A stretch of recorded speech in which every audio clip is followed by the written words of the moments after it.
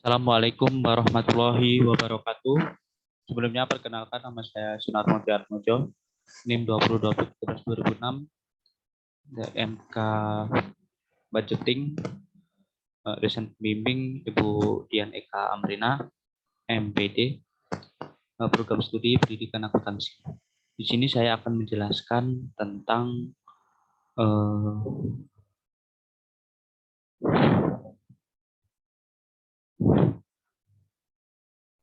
pengertian dari anggaran bahan baku.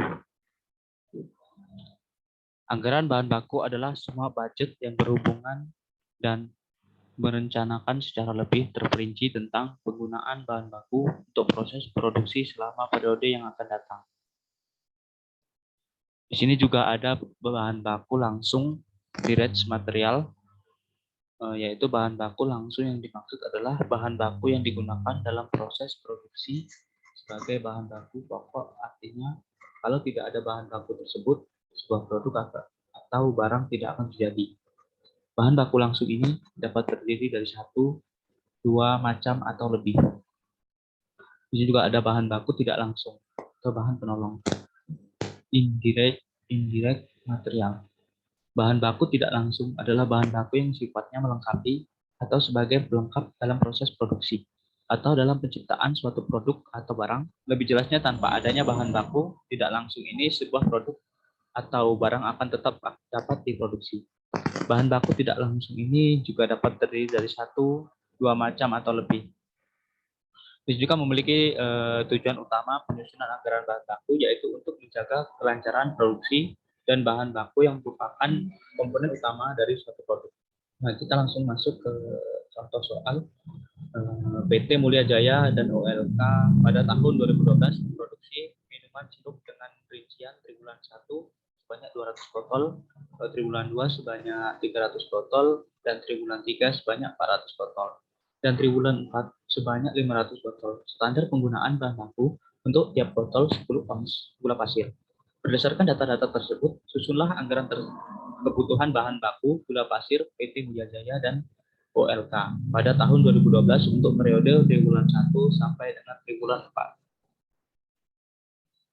Nah, di sini ada contoh ya, tabel anggaran kebutuhan bahan baku PT Mulia Jaya dan OLK tahun 2012. Nah, di sini juga ada triwulan 1 memproduksi sirup 200 botol, dan triwulan 2 memproduksi 300 botol, dan triwulan 3 memproduksi 400 botol, dan triwulan keempat yaitu 500 memproduksi sirup 400 botol.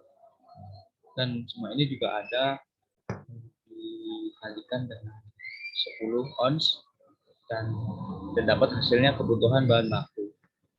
Dan tadi kan di soal kita mencari kebutuhan bahan baku dan produksi sirup, dan onsnya sudah ada di soal. Jadi mari kita simak cara hitungannya. Dan triwulan 1 ini produksi sirup 200 botol. Nah, ini dikalikan dengan 10 ons ini. Jadi dihasilkan 2000. Nah, triwulan memproduksi sirup 300 botol dikalikan dengan 10 ons. Jadi kebutuhan bahan baku jumlah 3000.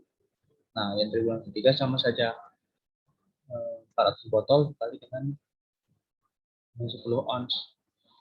Jadilah kebutuhan bahan baku 4000. Dan triwulan keempat jumlahnya 500 botol dikali dengan 10 ons. Nah, 10 ons ini sudah ada di soal, dan jumlah triwulan 1 sampai 4 ini juga sudah ada juga jumlah produksi sirup per botolnya juga ada.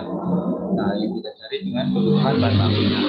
Nah, ini sudah ada, teman-teman. Jadi produksi sirup ini dijumlahkan menjadi dari triwulan pertama yaitu 200 botol sampai dengan triwulan keempat memproduksi sirup 500 botol menjadi 1400 botol.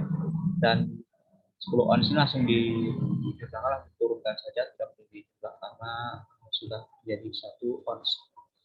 Dan kebutuhan bahan baku ini dari triwulan pertama 2000 sampai dengan triwulan keempat dengan kebutuhan bahan bakunya 5000 dijumlahkan semua dari triwulan 1 sampai ke triwulan keempat, yaitu sejumlah 14.000.